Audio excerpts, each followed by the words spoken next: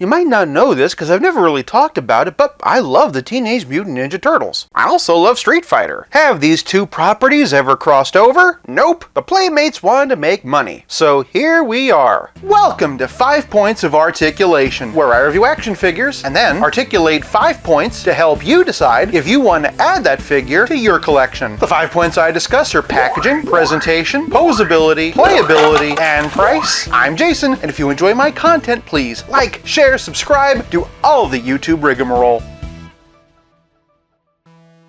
Today, we're taking a look at the Teenage Mutant Ninja Turtles vs. Street Fighter Wave 1 2-packs. Starting off with the packaging, and I love this. The box is modeled off of an old-timey arcade machine, pixely video game style Ninja Turtles logo here, Street Fighter, and 35th anniversary in the corner. Ninja Turtle player selection on one side, Street Fighter on the other. In addition to Ryu and Chun-Li, there is also Ken and Guile. If you look behind the characters, you can see the stage that they're fighting on. Leo and Ryu are the same except for the background. Well, that and the fact that there are different turtles on this side, and are two Street Fighter characters on this side. Flipping around back, and it's pretty colorful and informative. Again, we got some nice character pictures. Interesting how they chose pixels for one and artwork for the other. I'm just going to go ahead and assume that Chun-Li is not going to be able to do her hurricane kick here. And just as I was hoping, you can use the background as a diorama. I have a sneaking suspicion I'm not going to be as impressed with the products inside, but for packaging, I'm giving this collection 1 whole point. Moving on to presentation, and the turtle stands at just under 6 1/4 inches, Chun-Li stands at 6, and Ryu stands at just under 6 1/2. Also, I should probably get this out of the way. I grew up saying Ryu, I know some people say Ryu, and I know it can also be pronounced Rue. I'm going to keep saying Ryu because that's what I'm comfortable with, but feel free to correct me in the comments. Based on this 2012 on the bottom of the turtle's feet, I have to assume that these are the same ones we've been getting for years, but I've never bought any of them, so they're new to me. Leo and Mikey have the exact same body, of course. The only differences are the belts and the heads. Leo's been cast in a more olive plastic. He has his signature blue bandana, but the rest of his wraps are black. Mikey, conversely, has his orange bandana, and he's been cast in a more emerald green. Flipping them around, a Mikey shell seems to be a slightly brighter shade of brown. No doubt, the main thing that jumps out at you is the printed-on cross-thatching. It features heavily on his head, and also on the front of his torso, but absolutely nowhere else on the figure. Mikey has it as well, and to Playmates' credit, it's completely different on him. That said, the neck and shoulders are pretty similar. It's a unique look, but I don't really fully understand why they did it. If the figures were black and white and they were trying to capture the look of the original Mirage comics, that would make sense. But what does that have to do with a video game? Especially when Ryu and Chun-Li don't have it. Putting these two figures side by side, and you would never think that they came from the same set. That said, Ryu and Chun-Li are surprisingly decent. It's stylized, but does look like the character. His eyebrows are so epic that they go over the bandana. Speaking of which, that dangles from the back. Come to think of it, with the red headband, you'd think that they would have paired him off with Raph. Fortunately for articulation, the gi is a softer plastic, and the lettering's been nicely tampoed on. Of course, we've got to have the tattered pants and bare feet, and you can bet your bottom dollar that this will be the same base body they use for Ken. Chun-Li's face is a little bit off. Kinda looks like she's about to burst out crying, but they did a really nice job on the ribbons in her hair, and also her overall costume. She's got her nice poofy sleeves, a little bit of paint chipping here unfortunately. Additionally, the loincloth is nice and soft, and don't worry, her legs are sufficiently muscular, and pretty decent detailing on her boots. I'm genuinely happy with these Street Fighter figures. In fact, they're the main reasons I bought these sets. Sculpt-wise, the turtles are fine for older figures, but the black shading makes no sense whatsoever and really brings down the whole set. Overall, for presentation, I'm giving TMNT vs. Street Fighter 1/2 point. Moving on to posability, and I'm actually pretty impressed, with an asterisk. The turtles' heads are on a ball joint. They can look up this much and down this much, a little bit of tilt, and all the way around. Moving on down, they have swivel hinge shoulders, fantastic range. They also have bicep swivel, double jointed elbows, swivel wrists, and individually articulated fingers. These ones hinge, but the thumbs have a swivel hinge.